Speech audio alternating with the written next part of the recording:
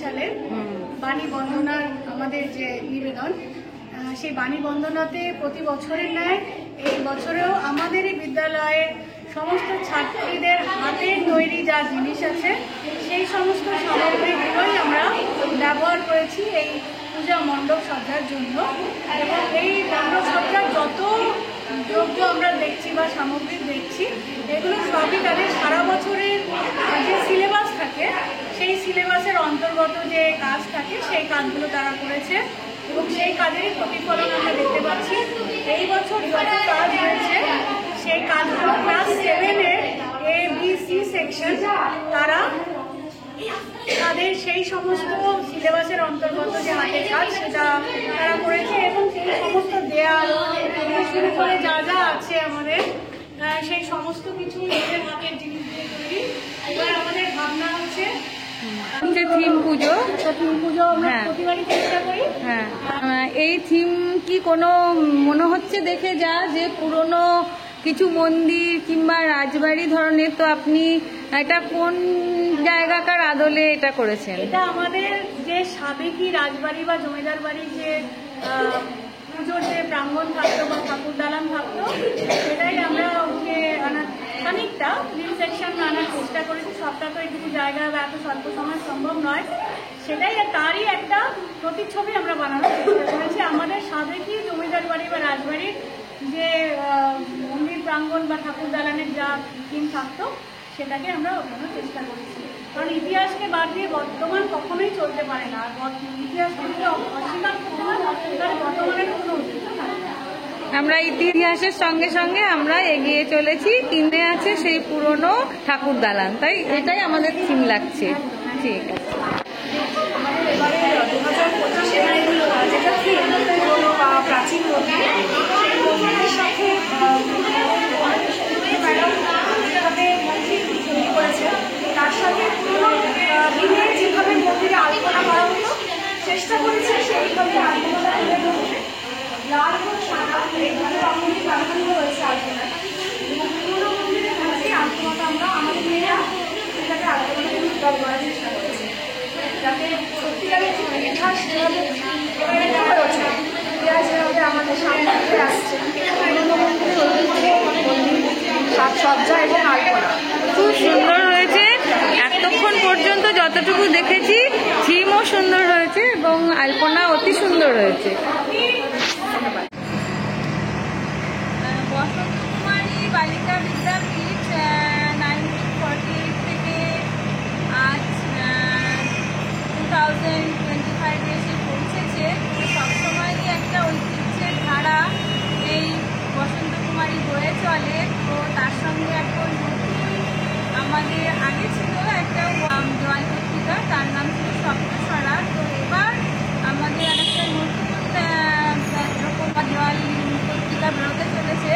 তো এখন উদ্বোধন হয়নি, এটা প্রিপারেশন পয়েন্টে আছে। তো এটি আমাদের যে পুরো আইডিয়াটা দিয়েছেন আমাদের বিদ্যালয়ের মাননীয় প্রধান শিক্ষিকা শম্পা মল্লিক মহাশয়া, এবং তার মাথা থেকে এই যে নামটা এসছে বা মস্তিষ্কপ্রসূত নাম, তার নাম হচ্ছে সাবিলাস, এবং এটা আমাদের মাননীয় প্রধান শিক্ষিকা এই নামটি দিয়েছেন। তো এই সাবিলাসের মধ্য দিয়ে সমস্ত শিক্ষিকাদের নিজেদের যা মনে মনে ইচ্ছে আছে তো সেটা এর মধ্যে থেকে পূরণ হবে, আমরা সেটা চাইবো। আর এই পত্রিকা আরও বেশি বেশি করে এনরিচ হোক, আমি সেটা চাইবো। আর খুব ভালো লাগছে আজকে আমাদের সরস্বতী পুজোর পুরো বিষয়টাই একটা যে আমাদের ম্যাডাম পৌলমী সেনগুপ্ত ম্যাডাম ওনার তত্ত্বাবধানে হয়েছে, এবং এটা একটা থিম পুজো। এই থিমের যে বিষয়টি সেটা হচ্ছে একটি পুরনো বনেদি বাড়ির সরস্বতী পুজোর আদলে হচ্ছে, বা পুরনো যে বনেদি বাড়িগুলোতে যেরকম অঙ্গন থাকতো পূজা অঙ্গন, সেই পূজা অঙ্গন তৈরি করতে আমরা চেষ্টা করছি। তো আপনাদের সকলেরই হয়তো ভালো লাগবে, সকলে আসবেন আমাদের সরস্বতী পুজোয়, রইল সকলের আমন্ত্রণ। 2025 খ্রিস্টাব্দে 1431 বঙ্গাব্দে আমাদের প্রথম প্রকাশিত হলো শিক্ষিকাদের জন্য একটি দেওয়াল পত্রিকা যার নাম সাবিলাস। এই পত্রিকাটি নামকরণ করেছেন আমাদের প্রধান শিক্ষিকা মহাশয়া, এবং সকলেই কম বেশি নিজেদের সৃষ্টি দিয়ে পত্রিকাটি সাজিয়ে আমাদেরকে সুদৃঢ় সুন্দর করে এটাকে এগিয়ে নিয়ে যেতে সাহায্য করেছে। যে আমার সঙ্গে কাজ করেছেন শর্মিষ্ঠা মুখার্জি ম্যাডাম, উনিও যথেষ্ট পরিমাণ ক্রিয়েটিভিটি এখানে দেখিয়েছেন।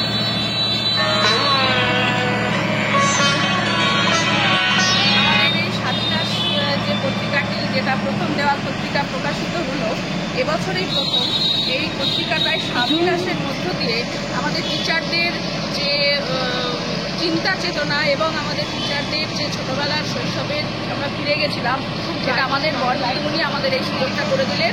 এর জন্য বড়দিদিমণিকে অসংখ্য ধন্যবাদ। আর এই পত্রিকা আরও বিকশিত হোক, আরও এগিয়ে যাক, এই আশা রাখছি।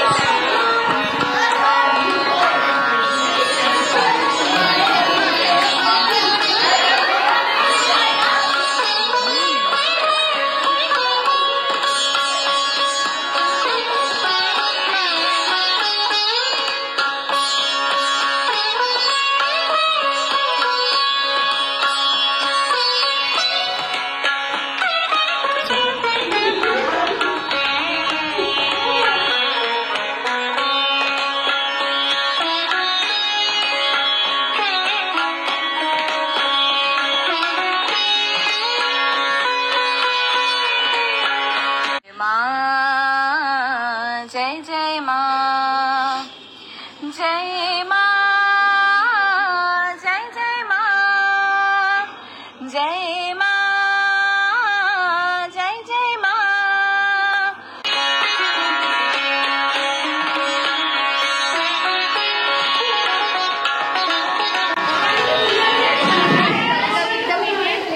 পুজোর সরস্বতী পূজার আয়োজন করা হয়েছে সবাইকে আসার জন্য।